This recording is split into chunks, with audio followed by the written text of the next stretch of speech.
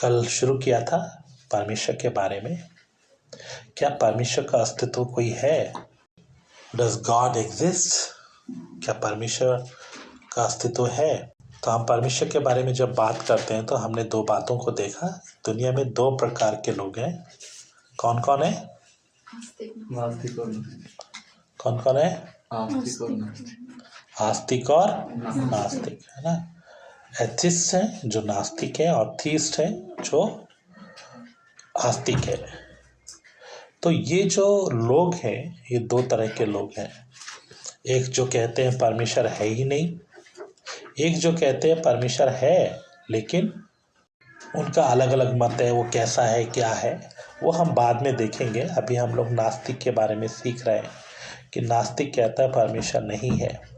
अब नास्तिक को परमेश्वर क्यों नहीं मिला? कल हमने देखा कि वो मूर्ख हैं, वो परमेश्वर की सृष्टि और ये सब चीज़ों को नहीं देखते, इसीलिए उनको समझ में नहीं आता। दूसरा, वो शारीरिक हैं, इसलिए आत्मिक बातों को समझ नहीं पाते। तीसरा, परमेश्वर भी उनकी बुद्धि को खोला नहीं है। परमेश्वर किनकी बुद्धि को खोलता है? जो लोग उसकी खोज में हैं, जो लोग चाहते हैं उसके पीछे चलने के लिए, जो लोग परमेश्वर को बिना किसी मतलब के, बिना किसी कपट के, निष्कपट मन से जो परमेश्वर को ढूंढ रहे हैं, उनकी सहायता में परमेश्वर अपना सामर्थ्य दिखाता है। तो जो लोग किसी मतलब से हैं या जो लोग उसे ढूंढना ही नहीं चाहते, उन पर परमेश्वर अपने आप को प्रकट नहीं करता, क्योंकि परमेश्वर आत्मा है और आत्मिक बातों को शारीरिक लोग समझ नहीं सकते। अगर वो समझना भी चाहे तो वो समझ नहीं पाएंगे। लेकिन परमेश्वर ने क्या किया है? अपने आप को प्रकट किया है। परमेश्वर, फिर भी परमेश्वर ने अपने आप को बेगवाह नहीं छोड़ा है।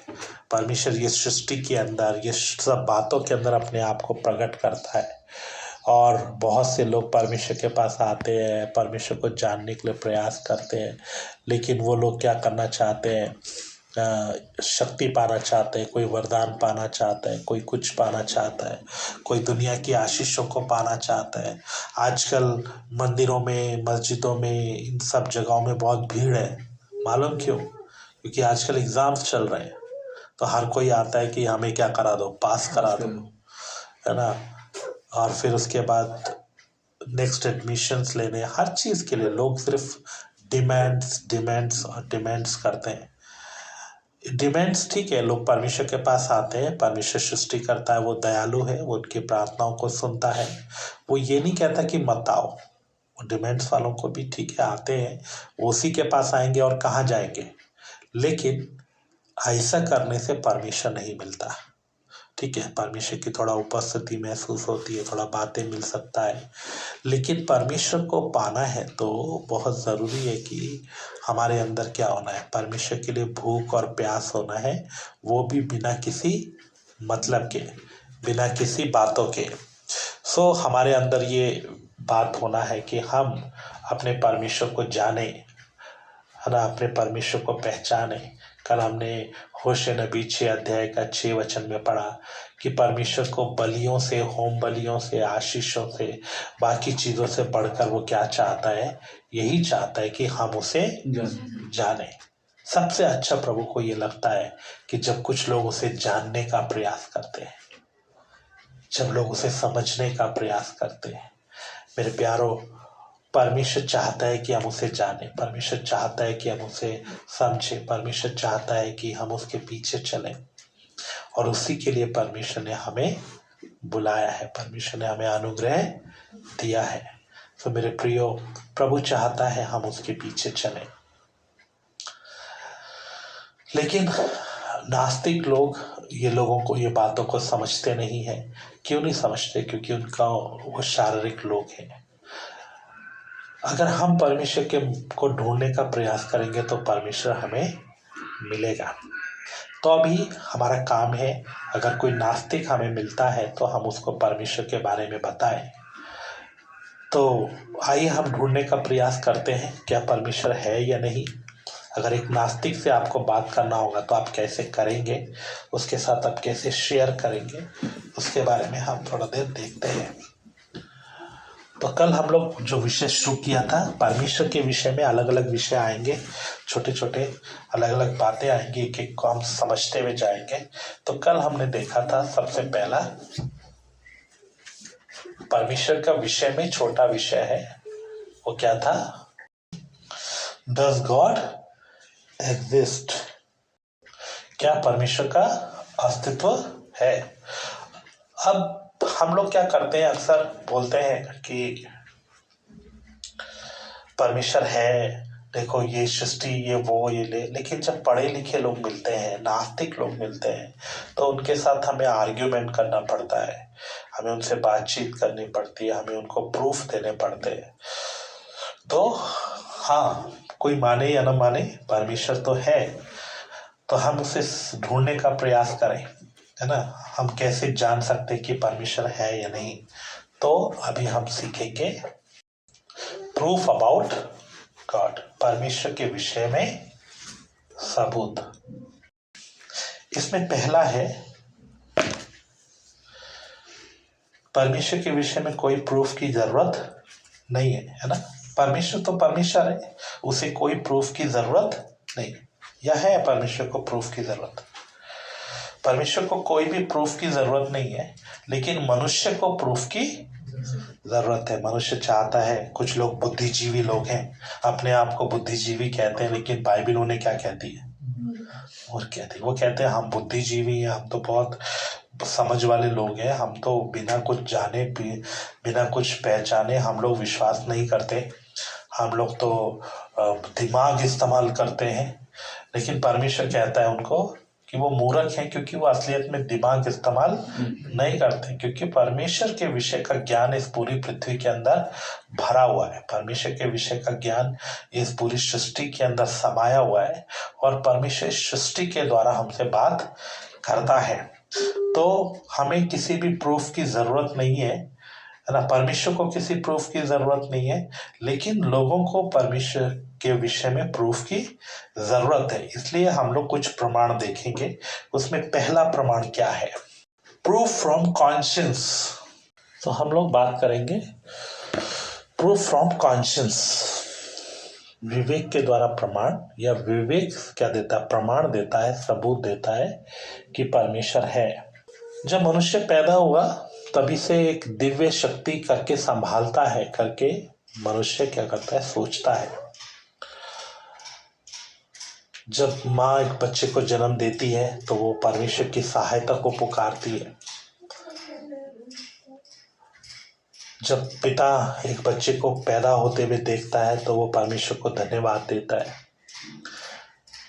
और जब परमेश्वर ने मनुष्य को बनाया तो उसको विवेक के साथ बनाया, और किसी के अंदर ये विवेक नहीं दिया, केवल मनुष्य के अंदर क्या दिया है? विवेक दिया है।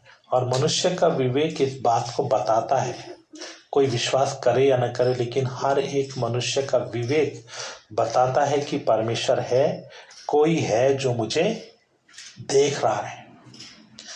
विवेक क्या बोलता है? कोई है जो मुझे देख रहा है, कोई एक है जो मेरा न्याय करेगा, कोई एक है जो मुझे हर चीज में जांचता है और परखता है। तो उसके बारे में एक दो बातों को हम देख लेते हैं। पढ़िएगा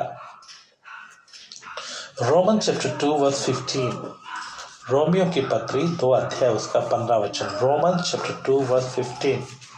वे व्यवस्था की बातें अपने अपने हृदयों में लिखी हुई दिखाते हैं, और उनके विवेक भी गवाही देते हैं, और उनके विचार परस्पर दोष लगाते या उन्हें निर्दोष ठहराते हैं।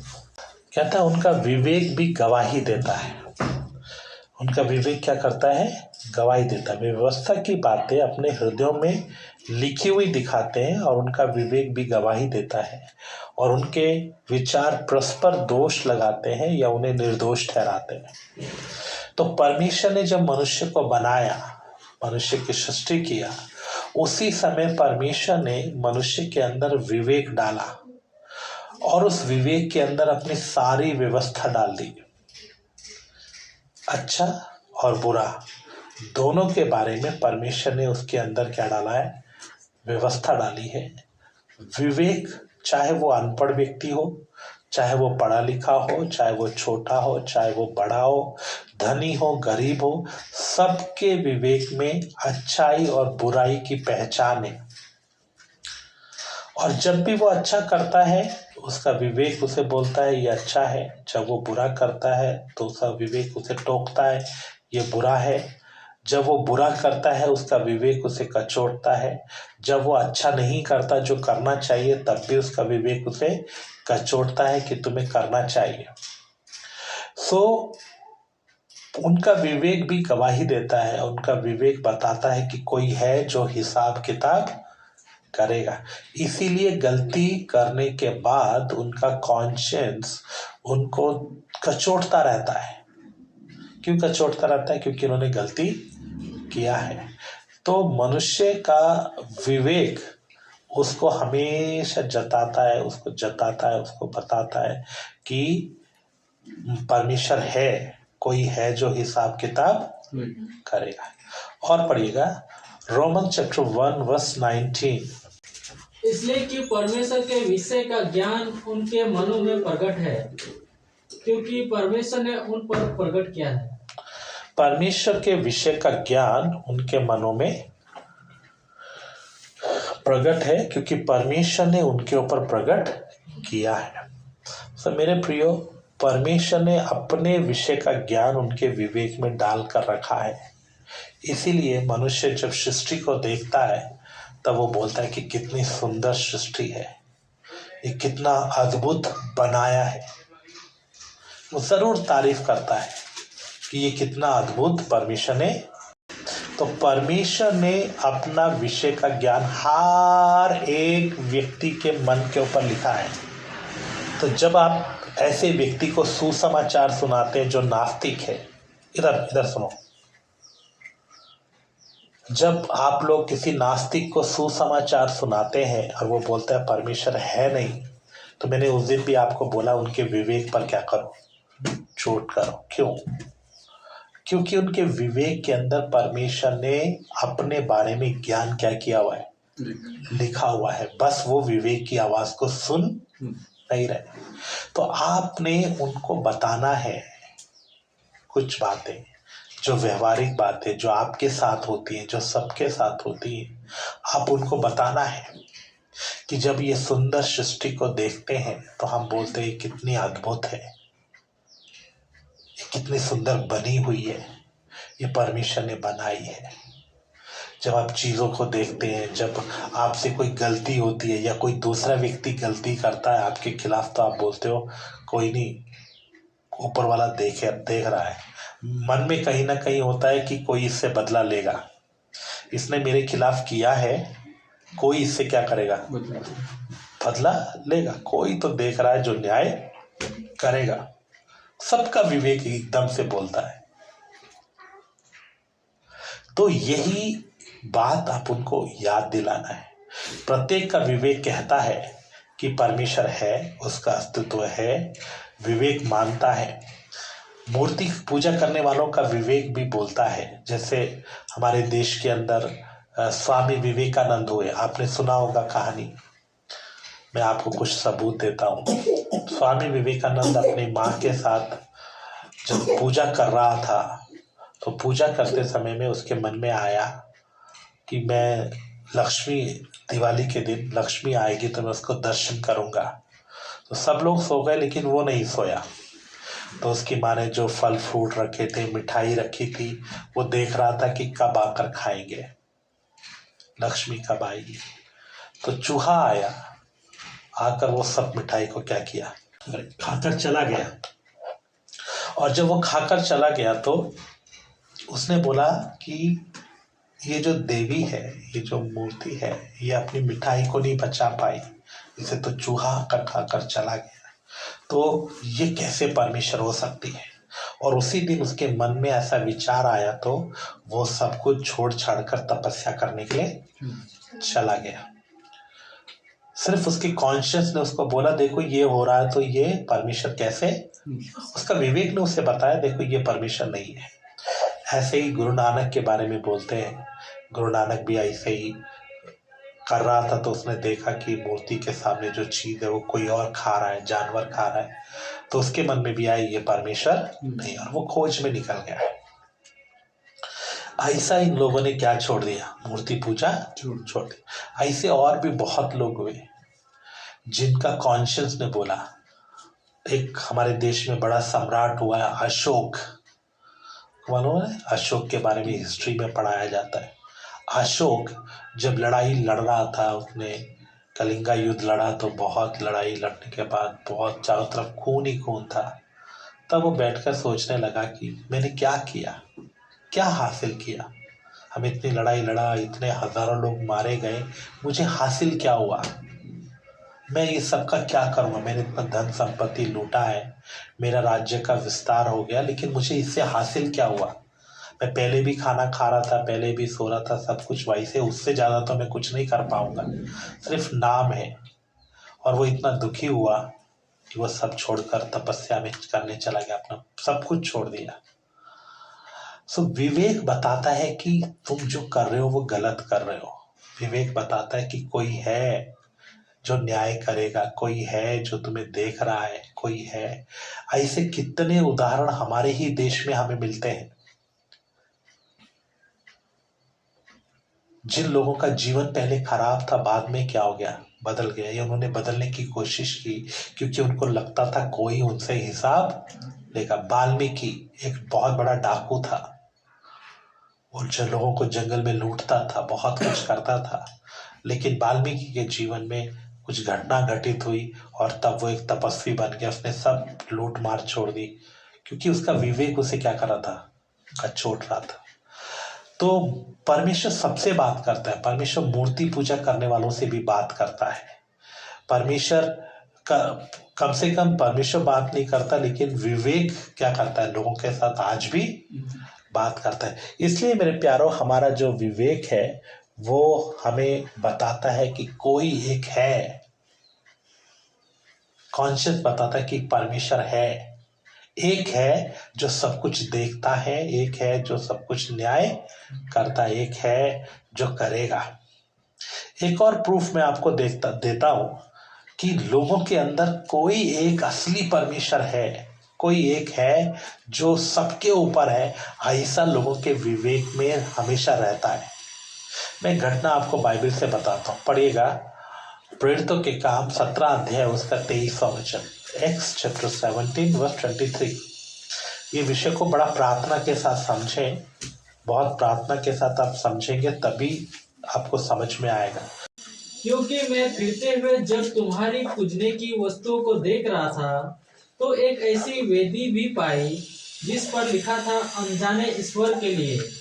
इसलिए जिसे तुम बिना जाने पूछते हो, मैं तुम्हें उसका समाचार सुनाता हूँ। यहाँ पर परमेश्वर के वचन में हम पढ़ते हैं कि वो जो पौलुस है, जब वो उनकी जगह में घूम रहा था तो उसने देखा कि वहाँ हर देवता के लिए एक मंदिर है, हर देवता के लिए एक मूर्ति है। जैसे हमारे हिंदुस्तान में कुछ ऐसे मंदिर हैं जहाँ पर 33 करोड़ देवी देवताओं की मूर्तियाँ लगा रखी हैं। सब देवी देवता का एक एक मूर्ति है।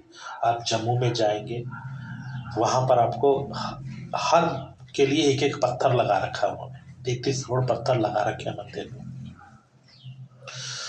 तो वैसे ही वहां पर भी हर देवता के लिए जितने भी देवताओं को वो जानते थे, सबके लिए क्या कर रखा था?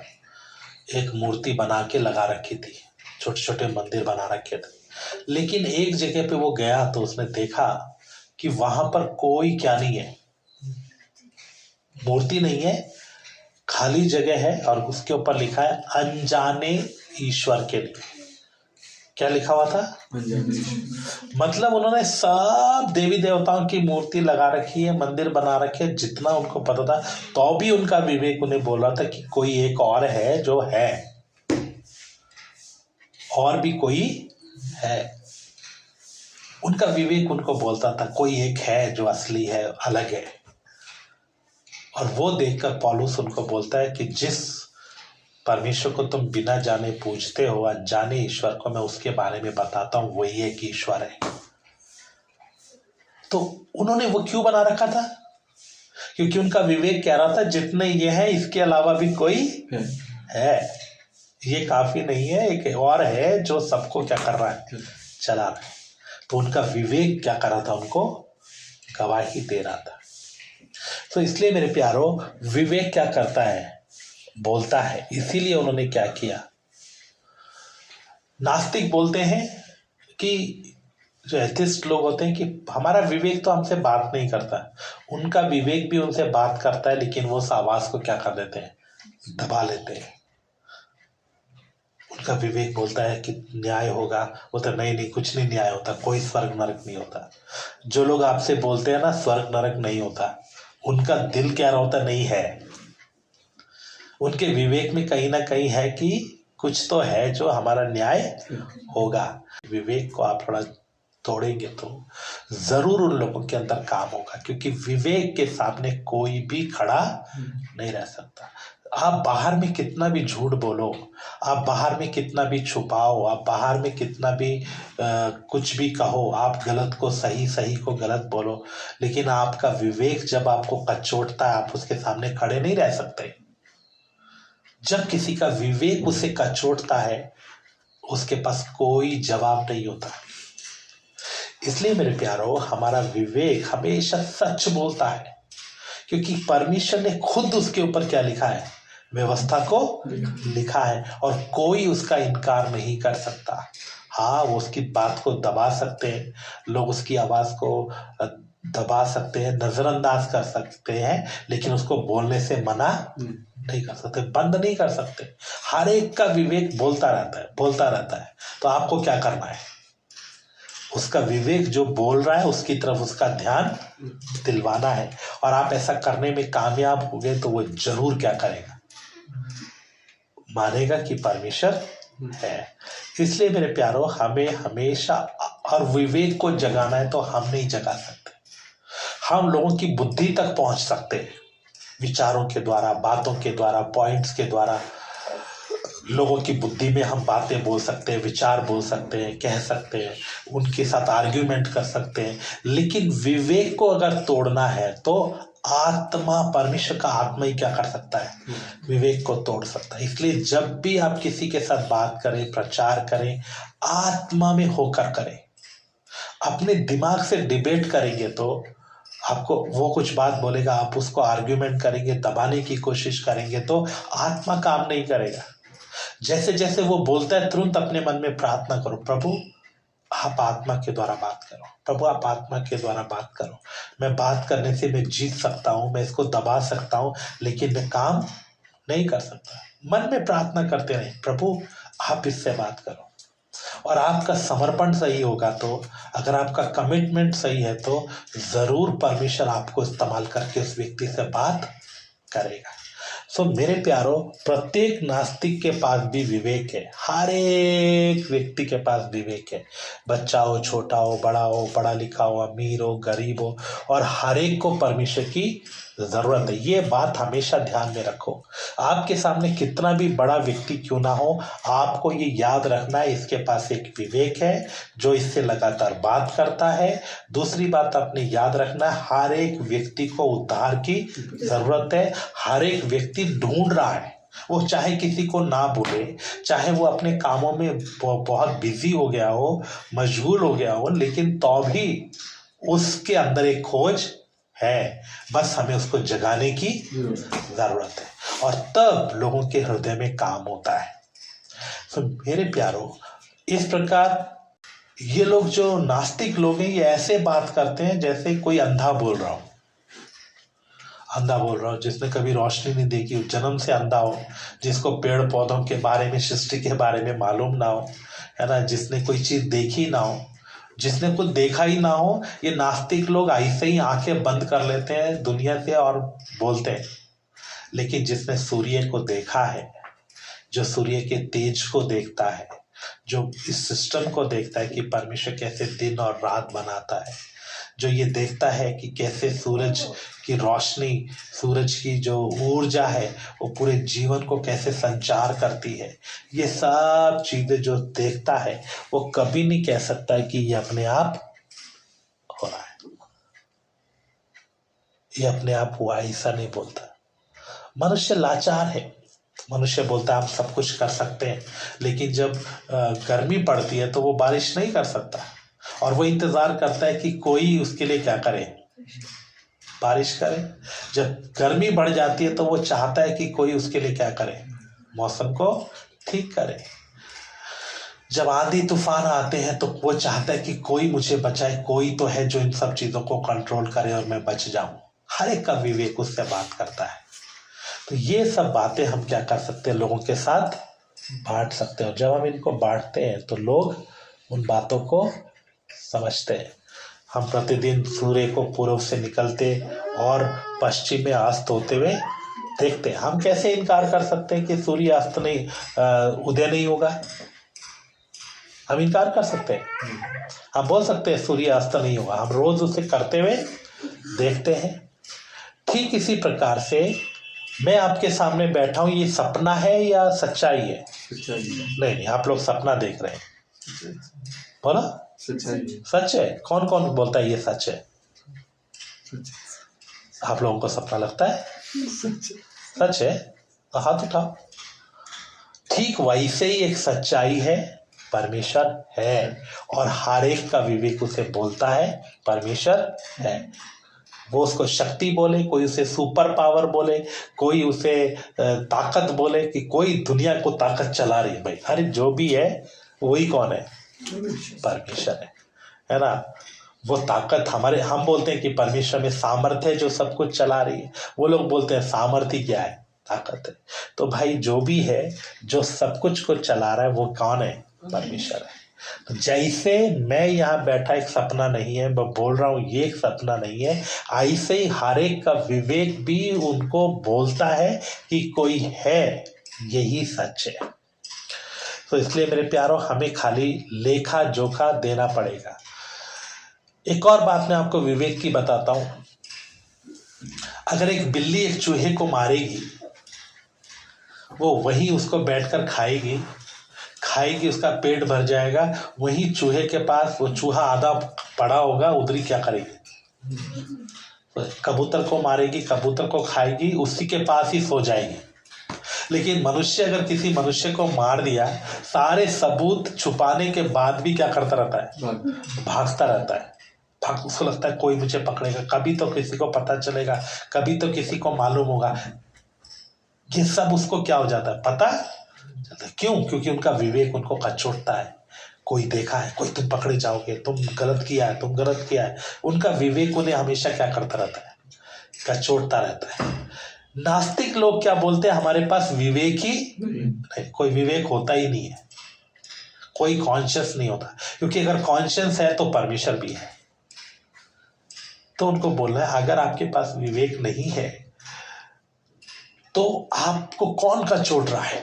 कौन आपको बोलता है तुमने गलत किया? कौन आपको? वो लोग बोलते हैं कि हम तो सब्जी की तरह, हम सब्जी काटते हैं, कोई विवेक में कचोटता है? बोले आपने गाजर काटी, आपके मन में आता हाय मैंने गाजर क्यों काटी? नहीं आता। वो लोग बोलते हैं हम इंसान को मार देते हैं, हमें कुछ महसूस ही नहीं होता। तब उनको बताना है कि कितने भी क्या कर दें, प्रूफ मिटा दें, कुछ भी कर दें, तो भी क्या होता है? विवेक आपको बोलता है कि गलती है, पकड़े जाओगे। वो भागता है। क्यों भागता है? विवेक है। और विवेक से कितना भी करो, क्या करता है? वो जरूर एक बार सच बोल देता है। इसीलिए लोग क्या करते हैं? टेस्ट करते हैं। ये लोग एक ही सवाल को 1000 बार पूछेंगे, है ना। पुलिस में क्या होता है? पुलिस में इंटेरोगेशन होता है, तो एक व्यक्ति को सामने बैठा लेते हैं, उससे उसका नाम पूछते हैं, फिर उससे कुछ बातें पूछते हैं, फिर 4-5 सवाल के बाद वो सवाल पूछते हैं जो उन्होंने पूछना होता है। अच्छा तुमने फिर उसको कैसे मारा? तो वो कुछ ना कुछ सोच के क्या करेगा? बोलेगा नहीं मैंने नहीं मारा, उसने मारा, या कुछ मैं नहीं था उधर, ऐसा। फिर वो क्या करेंगे? और 5-6 सवाल पूछेंगे, फिर वही सवाल पूछेंगे। ऐसा बार बार पूछते समय में कभी ना कभी उसका विवेक क्या कर देगा? सच बोल देगा।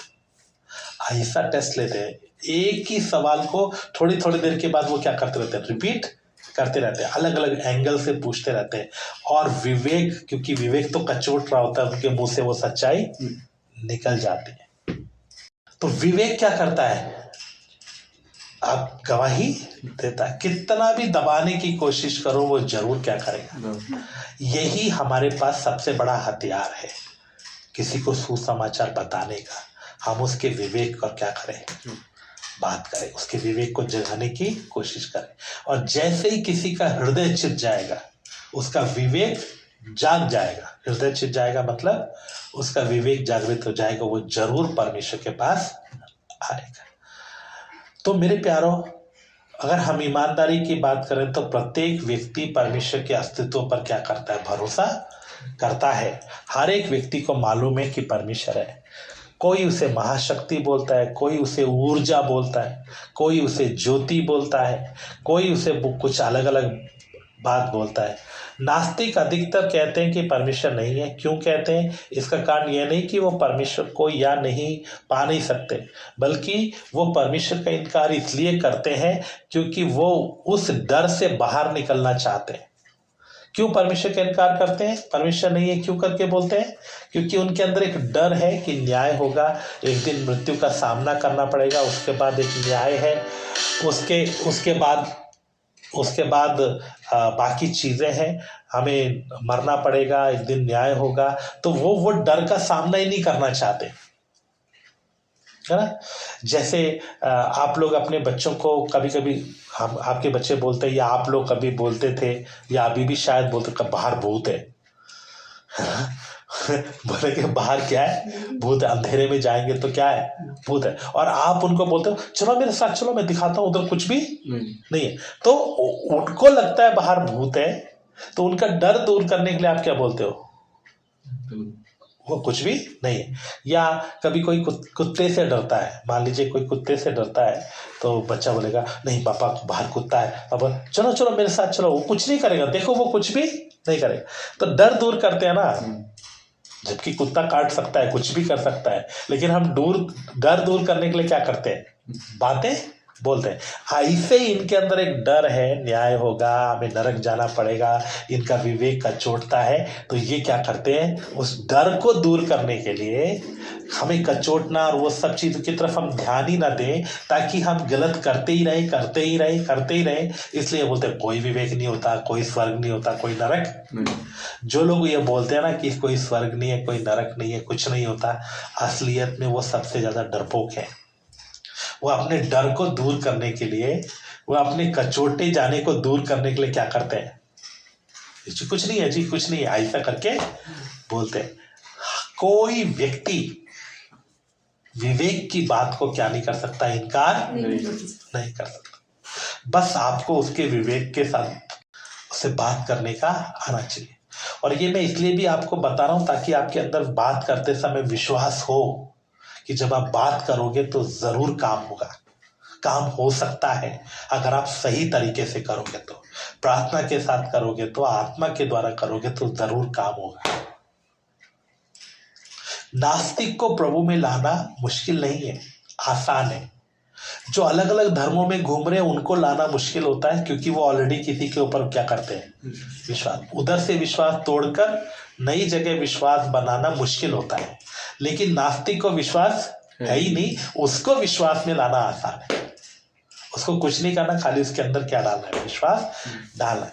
इसलिए मेरे प्यारो, मृत्यु के बाद उसको सामना करना पड़ेगा, उसके बाद न्याय होगा, उसको हिसाब किताब होगा, स्वर्ग होगा, नरक होगा। इसीलिए वो लोग क्या करते हैं, नास्तिकवाद के बारे में बात करते हैं, ताकि उनका विवेक उन्हें कचोटे ही नहीं। आज कश्मीर के अंदर एक व्यक्ति अभी भी है, जीवित है, वो है प्रोफेसर अशरफ कय्यूम शाह। वो व्यक्ति एक बहुत बड़ा नास्तिक था, नास्तिकवाद में चलता था, बहुत पढ़ा लिखा व्यक्ति था, और वो लेक्चरर था और अपने स्कूल का प्रिंसिपल भी था। स्कूल में, गवर्नमेंट स्कूल में जॉब करता था। वो बहुत बड़ा नास्तिक व्यक्ति था, लेकिन उससे बात करते करते आज वो यीशु पर विश्वास करता है और यीशु मसीह का खुलेआम प्रचार करता है। बहुत ही बोल्ड व्यक्ति है, बहुत खुलेआम प्रचार करने वाला व्यक्ति है। तो वो जो व्यक्ति है वो क्या करने वाला है। वो एक नास्तिक व्यक्ति था, प्रभु ने मुझे कृपा दिया उसको वचन सिखाने के लिए, उसके साथ बात करने के लिए। सो प्रभु ने उसके जीवन में काम किया, आज वो एक अच्छा सेवक है। तो मेरे प्यारो, आप अगर प्रार्थना के साथ बात करेंगे तो जरूर काम होगा। नास्तिकवाद जो है वो शैतान का एक बहुत बड़ा क्या है, हथियार है। नास्तिकवाद शैतान का एक बहुत बड़ा हथियार है। लेकिन आप अगर प्रार्थना के द्वारा, वचन के द्वारा बात करेंगे तो जरूर उनका विवेक क्या हो जाता है, कट जाता है। न्याय के विषय में उनसे बात करें, पाप के विषय में उनसे बात करें, विवेक का चोटता है उसके बारे में उनसे बात करें, तो जरूर वो क्या करते हैं उसके बारे में सोचते हैं। वो कितना भी मना करें लेकिन आप उनसे बात कर सकते हैं। तो हर एक का विवेक बोलता है कोई तो है जो मुझे देख रहा है, कोई तो है जो मुझे क्या कर रहा है, चला रहा है। अभी गाड़ी चलाते हैं ना, गाड़ी में क्या डालते हैं, तेल डालते हैं गाड़ी चलाने के लिए, है ना। गाड़ी चलाने के लिए तेल, वो तेल क्या करता है, इंजन के अंदर दौड़ता है और वो जलता है तो करंट पैदा होता है और करंट से गाड़ी चलती है ना। हम इंजन के अंदर घुसकर ये नहीं देखते कि क्या है, हम सिर्फ क्या करते हैं, तेल डालते हैं और उसके बाद गाड़ी स्टार्ट करते हैं और चल पड़ते हैं। वो क्या हो रहा है, कैसे हो रहा है, उसके बारे में देखते नहीं। ऐसे मेरे प्यारों ये दुनिया सब चल रही है, परमेश्वर इसको चला रहा है ना। हम उसके बारे में विचार नहीं करते। हम सांस ले रहे हैं, श्वास ले रहे हैं ना, सांस लेते हैं ना जी। कौन सी गैस लेते हैं हम लोग, कौन सी गैस हम यूज करते हैं, ऑक्सीजन। क्या आप ढूंढने जाते हो ऑक्सीजन गैस कहाँ है, आप ढूंढने जाते हो वायुमंडल में कितनी ऑक्सीजन है, कितनी मुझे चाहिए, मैं कहाँ जाकर सांस लूं, ऐसा ढूंढते हो। बस आप जहां भी हो सांस लेते रहते हो, आपके नाक है ना श्वास खींचती है और वो लंग्स में जाती है, वो उसको ऑक्सीजन को अलग करता है, बाकी को वापस भेज देता है। बस यही होता है। और जो हमारे लंग्स में कार्बन डाइऑक्साइड होती है उसको वो क्या कर देता है, छोड़ देता है। तो ऑक्सीजन हमारे हम लेते हैं, क्या हम कभी ढूंढते हैं, नहीं ढूंढते ना। लेकिन हमें पता है ऑक्सीजन है। ऐसे परमेश्वर है, आप ढूंढो या ना ढूंढो, आप जानो। कईयों को तो पता भी नहीं हम कौन सी गैस लेते हैं, कुछ लोगों को पता भी नहीं है कि ऑक्सीजन हमारे लिए कितनी जरूरी है, उनको मालूम भी नहीं है। लेकिन क्या उनके ना मालूम होने से ऑक्सीजन नहीं है? कोई ढूंढे या ना ढूंढे ऑक्सीजन है, और वो हमारे जीवन के लिए बहुत जरूरी है। ऐसे ही परमेश्वर है, इस सृष्टि में परमेश्वर है, ये यूनिवर्स में परमेश्वर है। कोई ढूंढे या ना ढूंढे, किसी को पता हो या ना पता हो, लेकिन वो है और उसके बिना किसी का भी जीवन संभव नहीं है। वो ही सब कुछ को क्या कर रहा है, चला रहा है। इसलिए मेरे प्यारों हमें ध्यान रखना चाहिए कि परमेश्वर क्या करता है, सब कुछ को चलाता है। ठीक है ना, आपको समझ में आ गया? तो अभी हम लोग ब्रेक ले लेते हैं।